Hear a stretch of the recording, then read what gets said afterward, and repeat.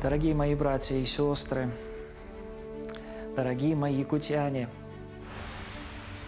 сердечно поздравляю вас с великим праздником Рождества по плоти Господа и Спасителя нашего Иисуса Христа.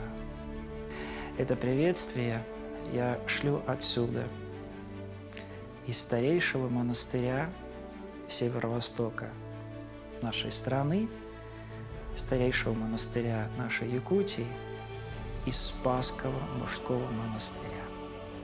Это древнее место, намоленное, святое, возрожденное в последние годы и намоленное многими трудами благочестивых подвижников и мирян. Рождество Христово – великий праздник, и он обладает огромной силой, всеосвящающей и благодатной. Так что в эти дни кажется преображенным и радостным, и рождественским все, что нас окружает, и главное, души человеческие. Потому что у праздника Рождества Христова большая сила. И сила эта в любви Бога к человеку. Именно ради этой любви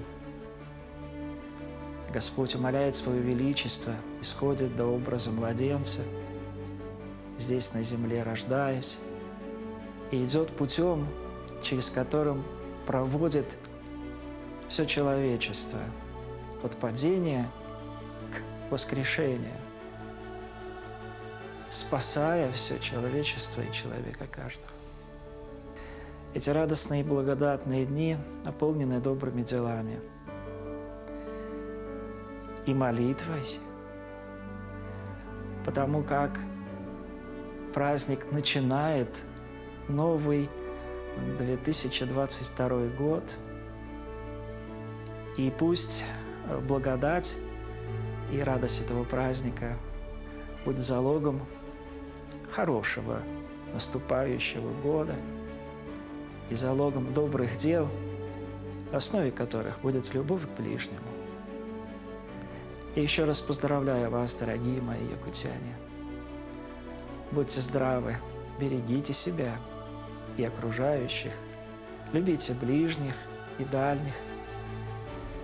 И пусть благодать этого праздника Рождества Христова укрепляет вас и дарует новые победы. С праздником, с Рождеством Христовым!